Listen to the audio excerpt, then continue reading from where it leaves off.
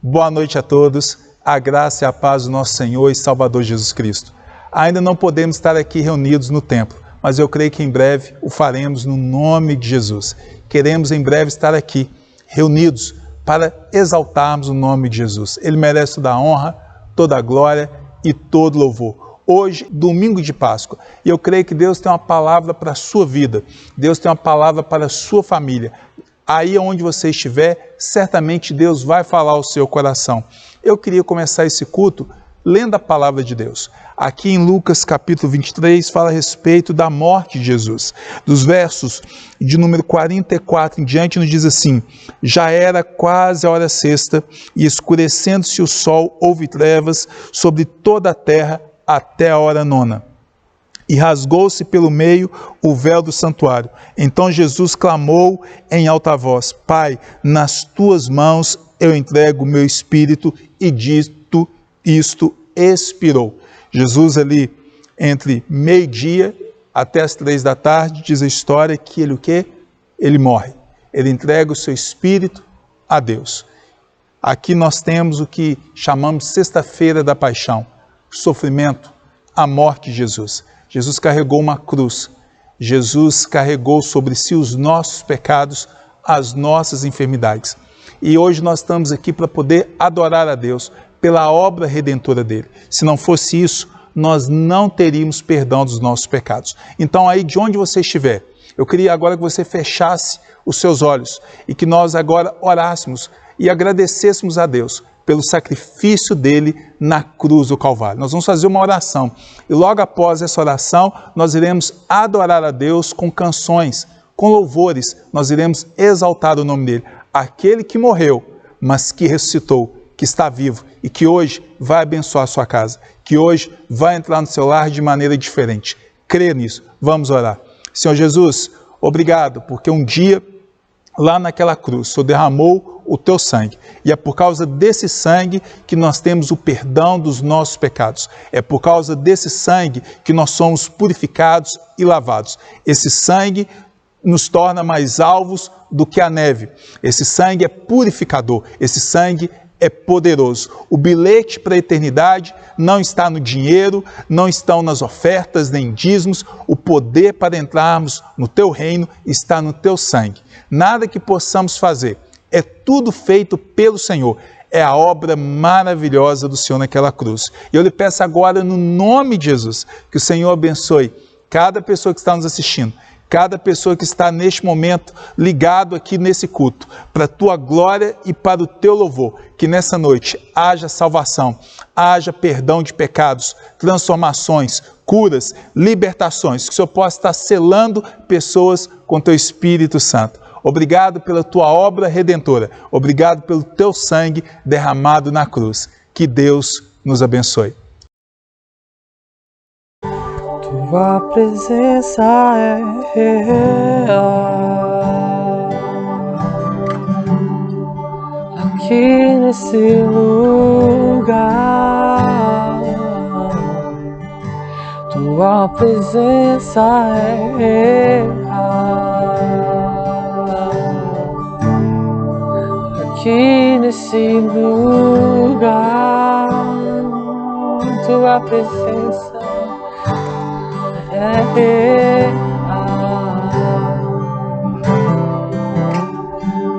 aqui nesse lugar.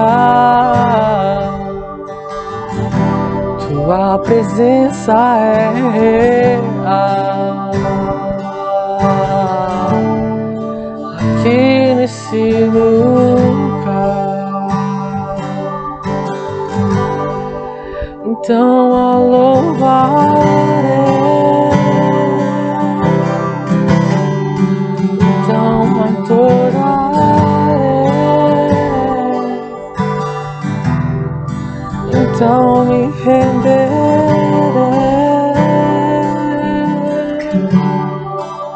totalmente a ti. Então adorarei,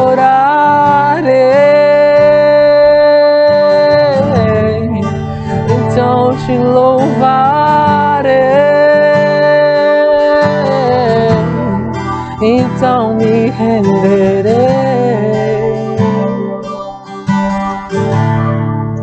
totalmente a ti.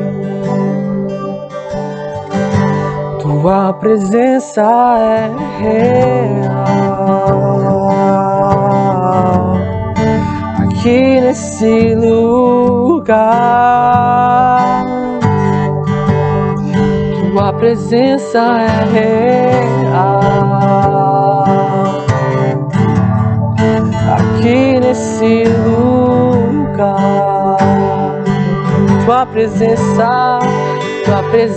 é real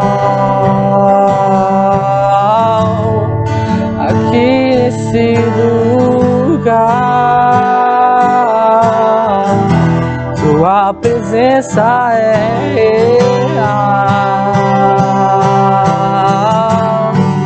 aqui nesse lugar. Então adorarei, então te louvarei, então me renderei totalmente a ti. Então adorarei, então te louvarei,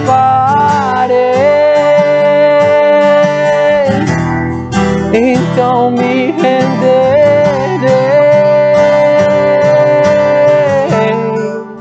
totalmente a ti. Totalmente a ti, totalmente a ti, totalmente a ti, eu me rendo, totalmente a ti. Então adorarei, então te louvarei,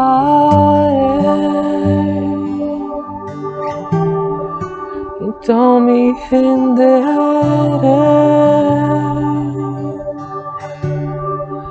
totalmente a ti.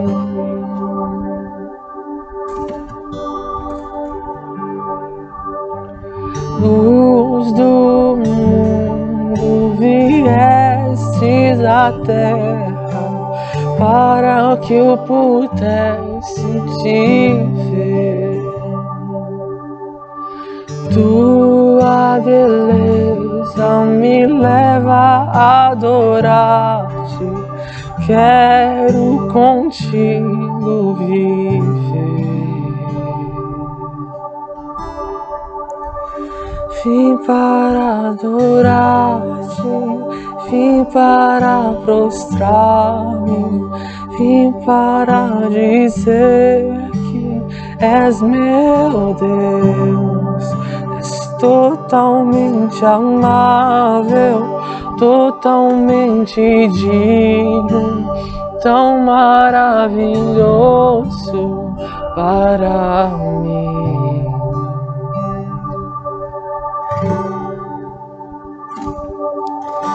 Eterno Rei, exaltado nas alturas, glorioso nos céus. Humilde viestes à terra que criaste, por amor pobre se fez. Eu vim para adorar-te, vim para prostrar-me, vim para dizer que és meu Deus, és totalmente amável, totalmente digno, tão maravilhoso para mim.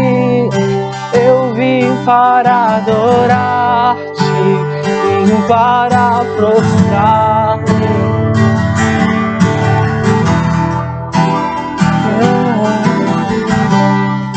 És totalmente amável, totalmente digno, tão maravilhoso para mim.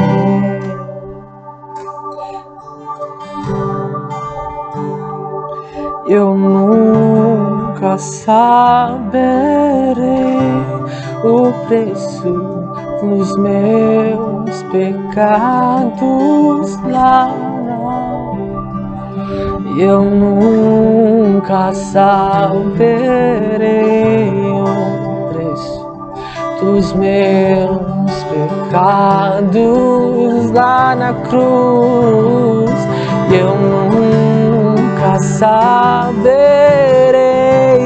o preço dos meus pecados lá na cruz.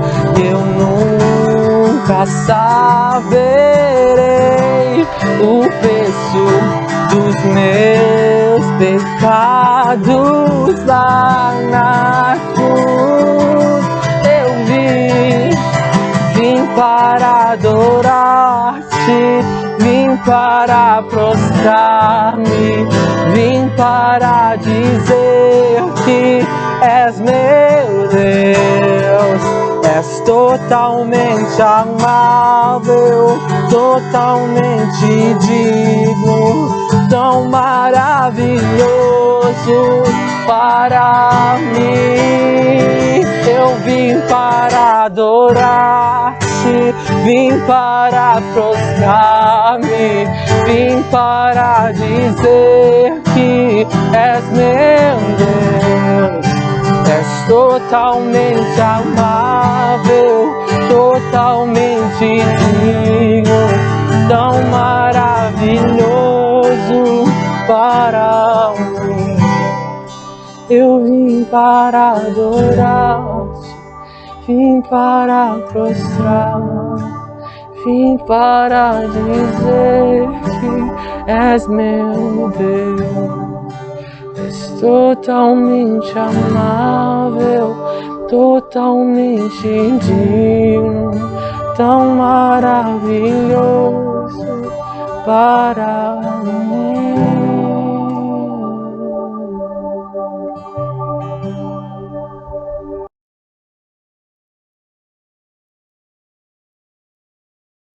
Eu queria que você abrisse a sua Bíblia, lá em Apocalipse, capítulo 1, nós vamos ler os versos 9 até o verso número 20.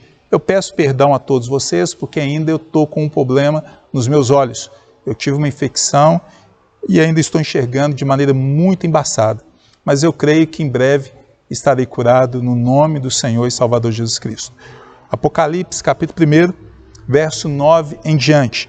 O texto que aparece para você em negrito é a visão de Jesus glorificado. Nos diz assim: eu, João, irmão vosso e companheiro na tribulação, no reino e na perseverança em Jesus, achei-me na ilha chamada Patmos, por causa da palavra de Deus e do testemunho de Jesus. Achei-me em espírito no dia do Senhor e ouvi por detrás de mim grande voz como de trombeta. A voz dizendo: o que vês escreve em livro e manda às 7 igrejas: Éfeso, Esmirna, Pérgamo, Tiatira, Sardes, Filadélfia e Laodiceia. Voltei-me para ver quem falava comigo, e voltando vi 7 candeeiros de ouro. E no meio dos candeeiros, um semelhante a filho do homem, com vestes talares e cingido à altura do peito com uma cinta de ouro. A sua cabeça e cabelos eram brancos como alva lã, como neve, os olhos como chama de fogo, os pés semelhantes ao bronze polido, como que refinado numa fornalha, a voz como voz de muitas águas. Tinha na mão direita 7 estrelas, e da boca saía-lhe uma espada afiada de 2 gumes. O seu rosto brilhava como o sol na sua força. Quando o vi, caí aos pés como morto. Porém ele pôs sobre minha mão direita, dizendo: não temas, eu sou o primeiro e sou o último, aquele que vive. Estive morto, mas eis que estou vivo pelos séculos dos séculos, e tenho as chaves da morte e do inferno. Escreve, pois as coisas que vistes e as que são, e as que hão de acontecer depois dessas, quanto ao mistério das 7 estrelas que vistes, na minha mão direita, e aos 7 candeeiros do ouro, as 7 estrelas são os anjos das 7 igrejas, e os 7 candeeiros são as 7 igrejas. Amém. Que Deus nos abençoe. Eu queria falar nessa noite a respeito do Cristo ressurreto, a visão que o apóstolo João teve, o Apocalipse. Quem que escreveu o Apocalipse? O apóstolo João. Ele estava exilado em uma ilha chamada Patmos. O apóstolo João, ele era um prisioneiro político. E nos diz que João estava ali, naquele lugar, e de repente ele recebe a revelação de Deus, ou o Apocalipse. Provavelmente João estava numa situação muito complicada. Os prisioneiros aqui geralmente eram o quê? Escravizados mesmo, não é? Eles tinham que trabalhar em minas. Era uma situação bem difícil para o apóstolo. Todos os outros companheiros, discípulos de Jesus, os outros apóstolos, já faziam parte de um passado distante. Por que João estava preso nessa colônia penal? Qual que era o motivo? Se você olhar nos versos número 9, verso 9 nos diz assim: estava numa ilha chamada Patmos por causa da palavra de Deus e do testemunho de Jesus. Ou seja, porque ele estava sendo fiel ao Senhor, porque ele estava pregando o Evangelho, sendo uma testemunha fiel, ele fora preso. Naquele período, César, o imperador até então, naquele contexto, ele se achava de fato Deus. E aqueles que não se curvassem diante de César, aqueles que não se curvassem diante dos imperadores, eles eram presos ou muitas vezes eles eram mortos. Foi nesse contexto de dificuldades, de tribulações, que João, o apóstolo, recebe o livro de Apocalipse. Nos diz o texto no verso 10, achei-me espírito no dia do Senhor. Ele teve uma visão. E num momento muito difícil, diz o texto que Deus trouxe essa visão para ele. O que a gente aprende? Em qualquer lugar que estivermos, seja qual for a situação, numa prisão, seja numa masmorra, seja numa enfermidade, nós podemos ter momentos maravilhosos com Deus. Aí onde você está, na sua casa, no seu trabalho, em qualquer lugar, Deus pode trazer a você coisas extraordinárias. Diz o texto que João achou-se em espírito no dia do Senhor e Deus apareceu a ele. Deus lhe trouxe uma revelação, ou seja, o Apocalipse. Como é bom saber que se nós invocarmos, se nós clamarmos a Deus, Ele responderá. Ele agirá em nossas vidas. Então não duvide disso. Deus está com você, seja qual for a situação. João estava preso. O que nós aprendemos aqui? Que João teve uma visão do Cristo ressurreto, uma visão do Cristo glorificado. Hoje é o domingo de Páscoa e nós comemoramos a ressurreição de Jesus. E eu queria que você olhasse para esse texto juntamente comigo e que aqui nós crescêssemos juntos nessa questão. Vamos entender um pouco a respeito desse Cristo ressurreto. O que nós aprendemos aqui? Em primeiro lugar, o Cristo ressurreto transforma tragédias em triunfo. O Cristo ressurreto transforma tragédias em triunfo. Nos diz o texto que João se encontrava na ilha de Patmos. Ele estava num estado de humilhação. Ele estava sendo tido como um escravo, na verdade, um prisioneiro, talvez passando por necessidades, talvez passando por outras privações. Então a situação não era nada boa, mas é no contexto de Patmos, no contexto de prisão, no contexto de luta, de dificuldades, que Deus dá a João o Apocalipse. Ou seja, Deus pega uma situação extremamente complicada e traz um bálsamo para João, traz uma palavra de vitória. Apocalipse é o livro da vitória. Então, Deus pega uma situação de tragédia, uma situação muito dura e transforma em triunfo. Alguns anos atrás, eu estava lendo a história de um jovem que nasceu cego. E desde cedo ele fora colocado em uma instituição para deficientes visuais. Parecia uma situação terrível, muito complicada, porque muitos achavam que ele não poderia ser nada na vida, não é? Muitos achavam que ele não teria nenhum êxito, nenhum sucesso. Mas diz a história que esse jovem, ele ali, depois de algum tempo, ele criou o método Braille. Nós estamos falando de Louis Braille. As pessoas atribuem essa história a ele. Eu estava lendo algum tempo atrás a respeito de uma outra situação que parecia ser uma tragédia e que Deus transformou em triunfo. Eu estava lendo a história de John Erickson.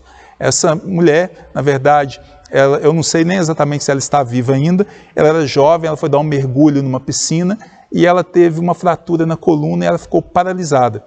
Essa mulher, até então, naquele momento, era jovem, ela se dispôs, ela se empenhou, se esforçou e ela começou a fazer várias coisas, pintava com os pés, com a boca, era algo assim extraordinário. E com o tempo ela resolveu dar palestras no mundo inteiro, ou seja, uma tragédia, por mais complicada que fosse, transformou-se em triunfo. O que eu quero que você entenda, Deus muitas vezes pega tragédias e transforma em triunfo. João está em Patmos, uma situação de prisão, mas Deus vai pegar toda essa situação e vai dar a João algo extraordinário. O que Deus daria a João? O Apocalipse, a revelação, o livro que mostra a vitória do Cordeiro, o livro que mostra a vitória do povo de Deus. Então, muitas vezes, coisas ruins que acontecem em nossas vidas, Deus pode ter planos diferentes e planos maiores do que nós imaginamos. Eu estava há pouco tempo lendo Gênesis e me deparei com a história de José. José fora vendido pelos seus irmãos, José foi levado embora da sua casa, ficou longe dos seus pais. José era um adolescente no Egito. Estava ali numa situação muito complicada, também foi para uma prisão, foi tratado com injustiça. Mas no final, quando ele se revela aos seus irmãos, ele diz assim: o mal que vocês intentaram contra mim, Deus transformou em bem. Então muitas vezes Deus pega tragédias, situações difíceis da vida, quando eu olho para esse texto aqui, João ali em Patmos, e o que Deus faz? Algo extraordinário. Deus trouxe algo extraordinário para João. Deus trouxe o Apocalipse. O que eu aprendo com essa história? E eu gostaria que você colocasse no seu coração. Nós aprendemos aqui que o Cristo ressurreto, ele é glorioso. Os versos 11 em diante, nós vamos ter algo assim fantástico. O verso 14 nos diz: a sua cabeça e cabelos eram brancos como a alva lã, como neve, os olhos como chama de fogo, os pés semelhantes ao bronze polido, como que refinado numa fornalha, a voz como voz de muitas águas.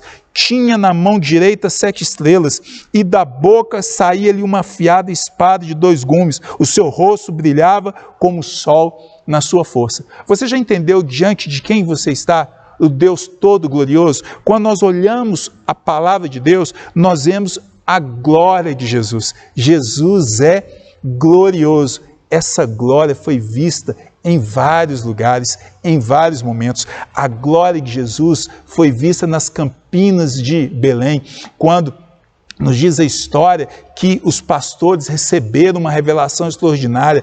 Anjos apareceram a esses pastores anunciando a chegada do Messias. Foi um verdadeiro show pirotécnico, um show apoteótico. Quando nós olhamos a glória de Jesus, ela foi vista no templo. Quando Jesus ainda era criança, ali com os doutores, ele falava a respeito do Deus Pai, ele falava com autoridade a respeito da palavra de Deus. Essa glória foi vista quando Jesus foi batizado. Os céus se abriram e uma voz do céu disse: este é meu filho amado, em quem me comprazo. A glória de Jesus foi vista, sabe onde? No deserto, quando ele ali conseguiu vencer as tentações, a oposição do inimigo. Essa glória de Jesus foi vista no Getsêmani. Essa glória de Jesus foi vista em seus milagres. A glória de Jesus foi vista enquanto ele estava ali naquela cruz. A glória de Jesus foi vista na ressurreição. Você já entendeu diante de quem você está? Nós estamos diante daquele que é glorioso. O verso 14 nos diz: a sua cabeça e cabelos eram brancos como a alva lã, como neve, os olhos como chama, o quê?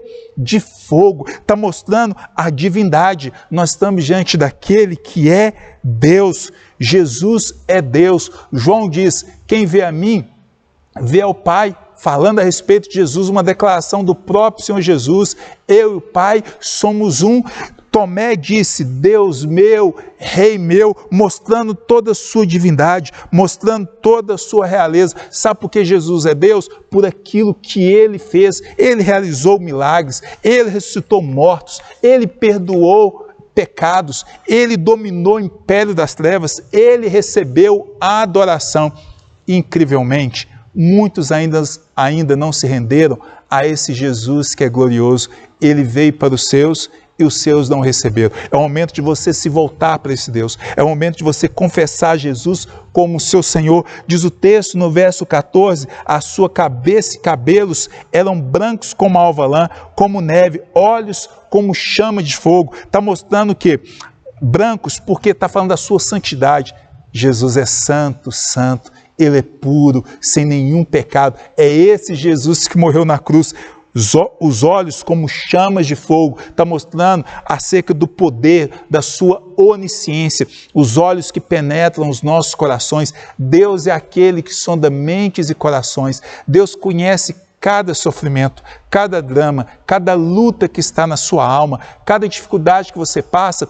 Esse Jesus conhece, Ele sabe cada lágrima que você derramou, Ele viu cada lágrima que você derramou durante toda a sua história. Sabe aquelas lágrimas que você derramou quando você estava lá no seu berço e que ninguém viu, você era neném? Jesus viu as lágrimas que você derramou quando você foi preterido por um amigo, por um colega, por uma namorada.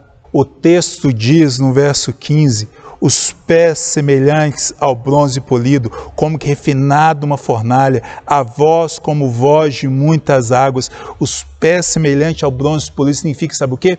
O poder, a força. O nosso Deus é poderoso, o nosso Deus é Senhor dos senhores. Diz o verso de número 15, olha que coisa extraordinária, a voz como voz de muitas águas. Essa voz é poderosa. Nós temos a palavra de Deus é como um martelo que despedaça a penha, ela é como fogo que queima, ela é como água que purifica. Essa palavra é como uma espada, diz o autor de Hebreus, ela penetra no nosso coração. Quando nós compreendemos essa palavra é algo extraordinário. Essa palavra tem moldado as nossas vidas, essa palavra tem nos transformado em pessoas, em homens melhores e mulheres melhores. É a palavra de Jesus. Quando nós olhamos esse texto, o verso 16 diz assim: tinha na mão direita 7 estrelas e da boca saiu uma espada afiada. Olha que coisa extraordinária, Deus é glorioso. A espada afiada significa que esse Deus é o Deus que exerce juízo. Um dia todos os homens estarão diante de Jesus, o Cristo ressurreto, o Cristo que é glorioso. O verso 17 ele diz: eu sou o primeiro e eu sou o último, eu sou o Criador, eu sou o Senhor de todas as coisas. Você entendeu diante de quem você está? Esse Cristo que é ressurreto, esse Cristo que é glorioso. Você está diante de Jesus, o Salvador, Cristo, o Messias, aquele que foi separado para uma missão, aquele que foi preparado para morrer em seu lugar, para morrer em meu lugar. Ele levou sobre si os nossos pecados, o castigo que nos traz a paz estava sobre ele, e por suas pisaduras nós fomos sarados. Ele é o Senhor, Ele é o Quírios, Ele é o Adonai, Ele é o governador, Ele é a brilhante estrela da manhã, Ele é a rosa de Saron, Ele é o Logos, Ele é fiel testemunha, Ele é o príncipe da paz, Ele é o Deus maravilhoso. Você está diante daquele que é glorioso. Quando eu olho para esse texto, eu aprendo mais. Eu aprendo que o Cristo ressurreto é sustentador e mantenedor do seu povo. Ele é aquele que cuida do seu povo. Ele é aquele que sustenta o seu povo. O verso 16 e o verso 17, olha que nos diz: tinha na mão direita 7 estrelas, e da boca saía uma espada afiada de 2 gumes. O seu rosto brilhava como o sol na sua força. Quando o vi, caí a seus pés como morto, porém ele pôs sobre mim a mão direita, dizendo: não temas, eu sou o primeiro e eu sou o último. Diz o texto que ele tem na sua mão, aqui ó, na mão direita 7 estrelas, o povo dele, a igreja dele, os pastores dele, todos estão em suas mãos. João, no capítulo 10, diz que as minhas ovelhas ouvem a minha voz, eu as conheço, elas me seguem, eu lhes dou a vida eterna e ninguém poderá arrebatá-las da minha mão. Ninguém, nem morte, nem vida, nem anjos, nem principados, nem tribulações, nem coronavírus, nem desemprego, nada disso, meu irmão, minha irmã, poderão nos separar do amor de Cristo, o nosso Senhor e Salvador Jesus Cristo, não é? A nossa vida, a sua vida está nas mãos desse Deus. Diz o texto que Ele segura com a mão direita. Mão direita significa, sabe o quê? Força. Significa que o nosso Deus é forte e Ele nos sustenta. Ele vai te sustentar. Ele vai continuar cuidando da sua vida. Ele não vai te desamparar. A mão poderosa é aquela mão que levanta. Talvez você tenha caído. Talvez você tenha negado até mesmo Cristo em alguma área na sua vida. Talvez você tenha abandonado o Evangelho. Talvez você está desviado do Evangelho. Talvez você não esteja nem mais querendo adorar a Deus, mas eu quero dizer que Ele é misericordioso. Ele é aquele que levanta o caído. O Senhor levanta o homem do pó e da cinza. Eu gosto muito de uma história, e certamente você já leu a história de Pedro. Pedro negou Jesus. Pedro negou o seu chamado. Pedro negou o seu ministério. Pedro negou o seu Salvador. Algo que parecia ser insolúvel, irremediável, impossível de ser mudado. Mas diz a história que quando Jesus ressuscita, Ele diz assim: mandem falar para os meus discípulos que eu ressuscitei e que eu vou adiante deles para a Galileia. E digam também para Pedro. Ou seja, Ele tinha um plano muito especial para Pedro. Lá em João capítulo 21, diz a história que Pedro havia desistido de tudo e tinha voltado a pescar. E Jesus aparece na praia. Enquanto eles pescavam, eles estavam tentando pegar algo, Jesus gritou assim: filhos, vocês têm alguma coisa para comer? Algum peixe? Eles tinham negado Jesus, tinham abandonado o Senhor, mas Jesus ainda chamou esses homens de filhos. Por mais que neguemos, por mais que abandonemos o Senhor, esse Deus é maravilhoso, misericordioso. A graça dele estará em nossas vidas. É o Deus de misericórdia, não é? É a mão forte que nos resgata. Esse mesmo Pedro, diz a história que Jesus veio andando sobre as águas e ele quis andar sobre as águas também, mas ele começou a afundar. Diz a história que Jesus pegou Pedro pela mão. Jesus é aquele que nos segura pela mão, nos levanta de novo, nos faz com que caminhemos novamente no Evangelho e nos propósitos dele. Não duvide disso. Jesus conhece você. Talvez essa seja a noite da restauração, o momento de você falar com Jesus: Jesus, me perdoe, eu andei em caminhos errados, eu neguei o meu chamado, eu neguei o meu ministério, eu neguei o Senhor, mas por favor, me perdoe. Essa mão que nos sustenta é a mão que alimenta, ela alimenta também, não é? Deus nos dará o pão nosso de cada dia. Nos diz a história que Jesus, certa feita, fez um grande milagre. Reuniram várias pessoas, ele pegou 5 pães e 2 peixinhos e orou, e houve uma grande multiplicação. O Cristo ressurreto é aquele que vai te sustentar, é aquele que vai continuar cuidando da sua vida. Não duvide disso, Ele sabe exatamente daquilo que você precisa. Está passando por alguma necessidade?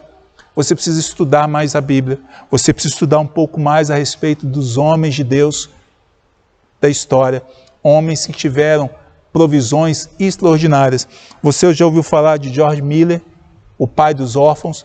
Ele criou vários orfanatos e ele nunca pediu nada para ninguém, nenhum dinheiro e nenhum alimento. As coisas vinham até ele mediante a provisão de Deus. E conta uma história que um dia ele não tinha nada para poder tomar café, juntamente com as suas crianças. E sem que ele percebesse ali, alguém chegou até a porta, bateu, e ele foi atender. Era um homem que estava carregando vários vasilhames, na verdade tachos de leite, baldes, e ele sofreu um acidente e não daria para ele chegar a tempo até a cidade, ele iria perder todo o leite. O que ele fez? Ele resolveu doar para George Miller, sem que George Miller tivesse pedido nada. apareceu à porta dele. Então Deus vai fazendo coisas assim extraordinárias. Deus há de suprir as nossas necessidades. Ele sabe exatamente daquilo que você precisa. O que eu aprendo com esse texto em Apocalipse? Que o Cristo ressurreto é aquele que venceu a morte. Ele venceu a morte. O verso número 18 nos diz assim, uma coisa extraordinária. E aquele que vive, estive morto, mas eis que estou vivo pelos séculos dos séculos e tenho as chaves da morte e do inferno. Eu quero que você entenda que a pedra do túmulo onde eles colocaram Jesus, ela foi removida de dentro para fora. Foi o próprio Deus, o próprio Cristo. Ele ressuscitou. Eles colocaram selo, colocaram argila na pedra. Mais de 3 homens eram necessários para poder colocar a pedra no túmulo. Mas diz o texto que quando as mulheres ali chegaram, os discípulos de Jesus, a pedra estava removida. O túmulo estava vazio. Talvez você não tenha entendido. Este é o centro do cristianismo. A maior notícia do cristianismo veio de um túmulo vazio. Jesus Cristo está vivo. Esta é a maior notícia para a história da humanidade. Jesus Cristo ressuscitou. Se você for até o túmulo de Maomé, terá o túmulo. Se você for ao túmulo de Buda, lá terá um túmulo. Se você for ao túmulo de Allan Kardec, lá estará o túmulo. Mas não há túmulo para Jesus. Por quê? Ele não morreu no sentido de, melhor dizendo, ele ressuscitou. Ele está vivo, não é? E ele está vivo para sempre. Jesus morreu e ressuscitou, e ele está vivo e reinará para todo sempre. Quando eu olho esse texto, eu vejo o seguinte, olha que coisa maravilhosa, aquele que vive, estive morto, mas agora estou vivo para sempre, porque eu ressuscitei, não é? É a ressurreição. Jesus venceu a morte, meu querido. Houve um testemunho angelical, diz o texto, e quando ali chegaram, havia um anjo que estava sentado sobre a pedra, mostrando que Jesus venceu a morte, que ele tem toda a autoridade. Suas vestes eram brancas, mostrando que aquele que havia ressuscitado, de fato, era o Santo de Deus, perfeito, puro. Alguns vão dizer que tudo isso aqui é uma mentira. As mulheres erraram o túmulo. Não é possível, as mulheres sabiam onde o corpo havia sido colocado. Alguns vão dizer que, na verdade, Jesus teve o seu corpo roubado. Roubaram o corpo de Jesus. Ninguém conseguiria conviver com uma mentira durante tantos anos. E após receber a notícia da ressurreição, esses discípulos, vários, dentre eles João, todos estavam com medo, mas após receber essa notícia, saíram pelo mundo afora, pregando a palavra com autoridade, com paixão. Ninguém morreria por uma mentira assim. Sabe por quê? Porque na verdade, era verdade. Jesus Cristo havia ressuscitado. Quando eu olho para esse texto, sabe o que eu percebo? O meu Cristo ressurreto, ele tem toda a autoridade. O verso 18 nos diz assim, e aquele que vive, estive morto, mas eis que estou vivo pelos séculos dos séculos, e tenho as chaves da morte e tenho as chaves do inferno. Jesus tem autoridade não apenas no céu, mas ele também tem autoridade o quê? Na terra. Jesus tem autoridade final sobre a morte. Ele tem a palavra final. Você lembra daquela história de Lázaro? Diz o texto que Jesus amava Lázaro. E era verdade. Nos diz que Lázaro havia morrido. E Jesus demorou alguns dias até chegar em Betânia. E quando Jesus chegou ali, nos diz a história que Jesus pediu que levassem até o túmulo de Lázaro. E Jesus chegou diante do túmulo e disse, Lázaro, venha para fora. E Lázaro veio para fora. Você já imaginou se Jesus tivesse falado assim, venha para fora? Não tivesse falado, Lázaro, venha para fora? Todos os mortos teriam se levantado. Porque Jesus tem poder sobre a morte. Ele é o Cristo, ele é o Senhor que venceu a morte. A Bíblia conta a história de um homem chamado Jairo.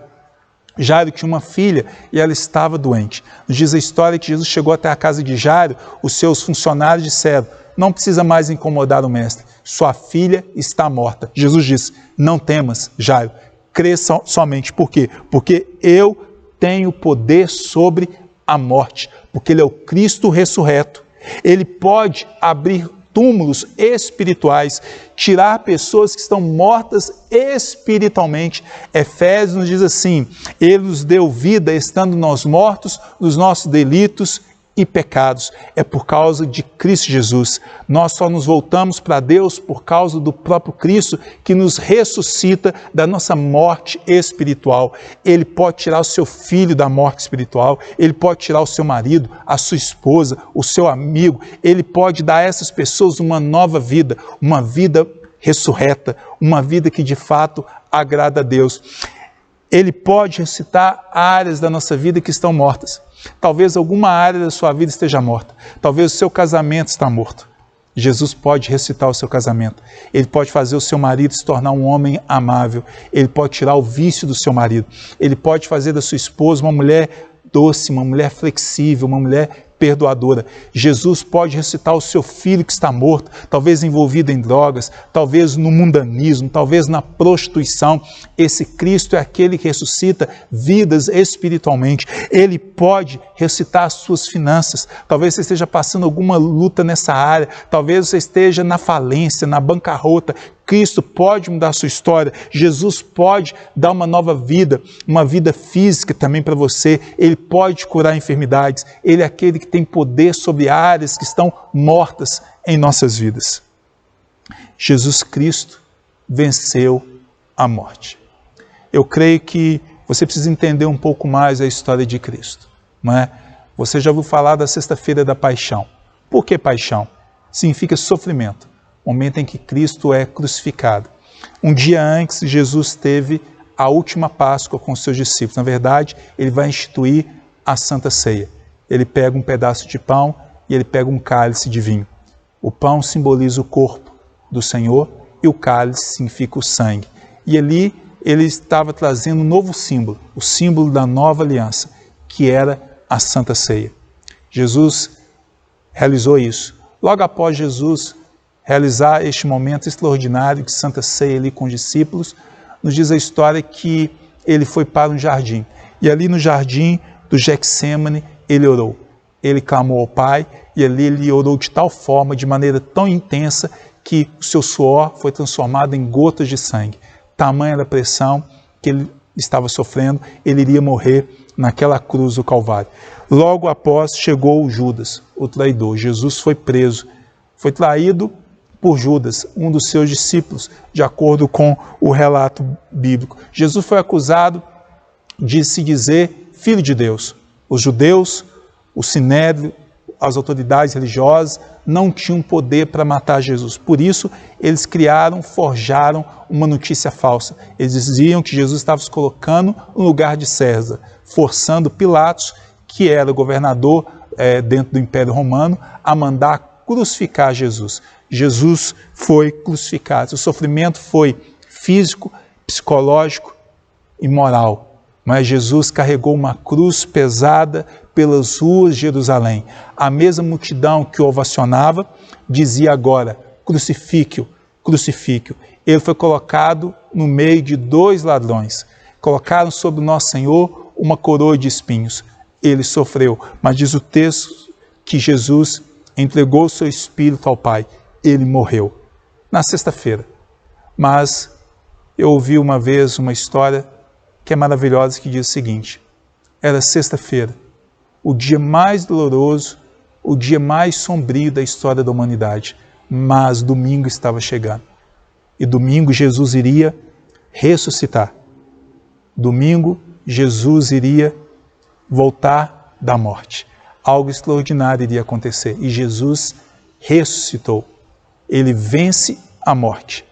Você está diante do Cristo ressurreto. Toda vez que nós oramos, toda vez que nós lemos a palavra de Deus, nós estamos diante do Cristo ressurreto. Esse Jesus tem algo para a sua vida, não duvide disso. Ele quer ser o seu Senhor. Confie nele como seu Salvador nessa noite. Ele vai mudar a sua vida. Vai ressuscitar áreas que estão mortas na sua família, na sua casa, na sua vida pessoal. Que Deus lhe abençoe poderosamente. Eu peço ao Senhor nessa noite que faça algo tremendo em sua vida. Eu queria orar por você. Eu gostaria de pedir a Deus pela sua vida. Senhor Jesus, obrigado pela tua obra redentora. Obrigado porque o Senhor derramou o teu sangue lá naquela cruz. O Senhor morreu, mas obrigado porque o Senhor ressuscitou, o Senhor venceu a morte. Obrigado pela tua obra redentora. Um dia nós estaremos com o Senhor por causa desta obra maravilhosa e extraordinária. E eu lhe peço que cada pessoa que nos assiste, da mesma forma, possa ser salvo, possa ser de fato alcançado pelo Senhor. Eu assim oro e lhe peço em nome de Jesus. Amém e amém. Durante a semana, o templo está aberto. Nós não estamos tendo reuniões, porque nós ainda não podemos fazer, não podemos ter aglomeração de pessoas. Mas aqui nos horários das reuniões, quarta-feira, 19h30, sexta-feira, 19h30, domingo, de 9 até as 10h30, e domingo à noite, de 19 até as 21 horas, nós estamos aqui para poder atender as pessoas, fazer orações, aconselhamentos. Quem quiser comparecer pode vir individualmente. Nós estamos mantendo a segurança, temos gel, temos distanciamento, o nosso templo é amplamente arejado. Eu espero que em breve tudo esteja resolvido para que nós possamos estar aqui no templo.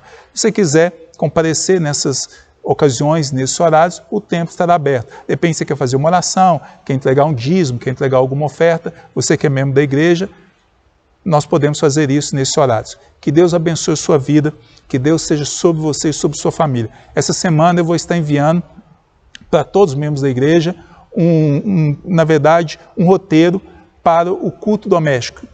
Durante a semana você escolher algum dia e louvar a Deus com a sua família e com seus filhos. Leia a Bíblia e esteja orando no nome de Jesus. Quero trazer a bênção sobre a sua vida.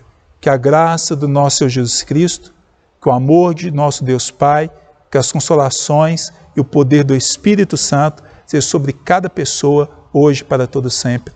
Amém. Tenha uma boa noite, que Deus abençoe no nome de Jesus.